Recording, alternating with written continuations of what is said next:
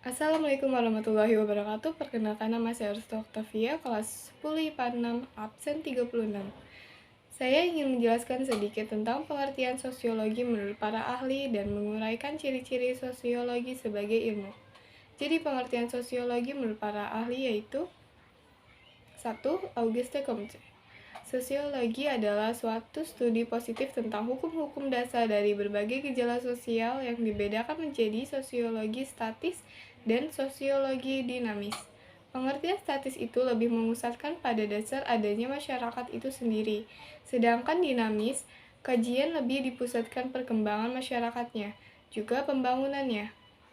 Seperti yang kita ketahui bahwa istilah sosiologi yang pertama kali digunakan oleh Auguste Comte pada tahun 1839, seorang ahli filsafat kebangsaan Prancis.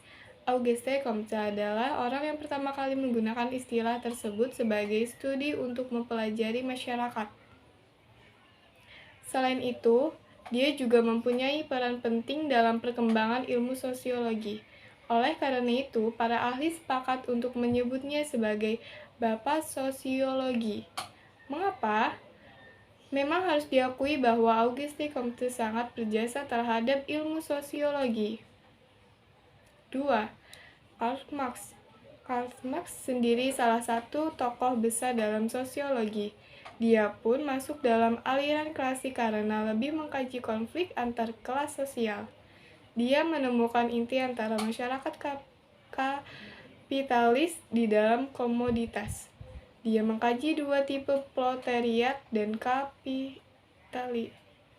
kapitalis.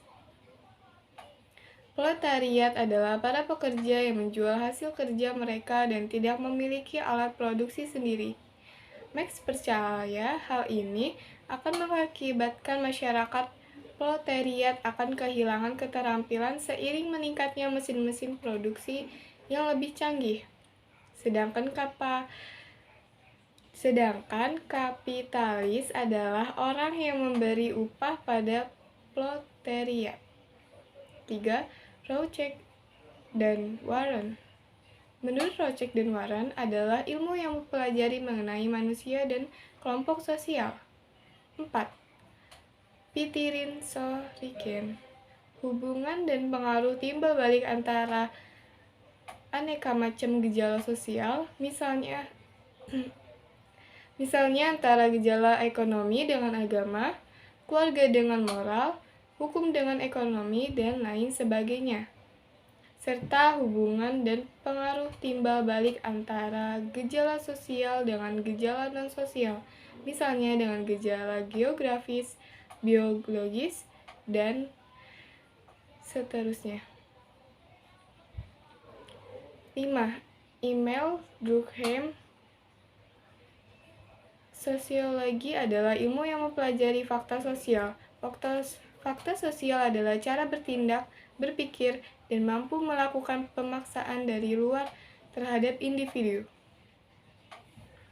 Ciri-ciri sosiologi sebagai ilmu pengetahuan antara lain empiris, itu bahwa sebagai ilmu pengetahuan, ciri-ciri sosiologi adalah pengetahuan yang didasarkan pada observasi terhadap suatu realita. Observasi tersebut dilakukan dengan menggunakan 5 indera dan akal sehat. Dengan demikian, hasil dari observasi tersebut enggak bersikap spekulatif. Sering kan kita ngerasa punya pendapat pada suatu situasi sosial, namun pendapat tersebut biasa karena sering bersinggungan dengan harapan dan karena keterbatasan data. Namun, ciri-ciri sosiologis secara empiris yaitu keilmuan yang berdasarkan dari pengalaman langsung, data yang dikumpulkan secara ilmiah, atau eksperimen. Misalnya nih, banyak orang yang gak percaya kalau kejahatan lebih banyak terjadi ketika bulan purnama. Tapi, sayangnya penelitian yang dilakukan oleh psikolog Rotten dan Kelly di tahun 1985 dengan metode meta-analisis gak membuktikan adanya temuan tersebut. Artinya, gak ada hubungan antara perilaku kejahatan dengan bulan purnama. 2. Teoritis. Dalam ciri-ciri sosiologi sebagai ilmu pengetahuan, sosiologi selalu berusaha untuk menarik kesimpulan yang menjelaskan hubungan sebab akibat dari gejala-gejala sosial yang diteliti. Salah satu contoh dari ciri-ciri sosiologis yang teoritis yakni misalnya pandangan dari Karl Marx tentang berbagai kelas sosial dalam masyarakat yang menjadi penyebab konflik.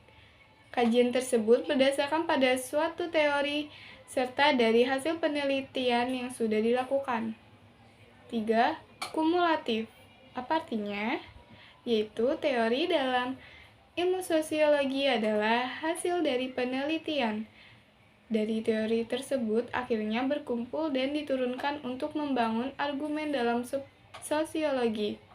Para peneliti di bidang sosiologi ini berusaha mengembangkan keterkaitan antara temuan mereka dengan temuan peneliti sebelumnya.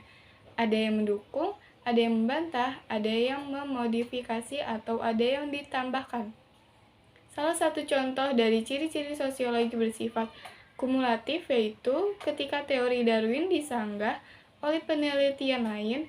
Darwin mengemukakan kalau manusia sebenarnya berasal dari kera. Namun, dari hasil penelitian lanjutannya menemukan kalau ada struktur hidup dan pola pikir yang beda jauh antara manusia dan kera, dan ini mematahkan teori Darwin.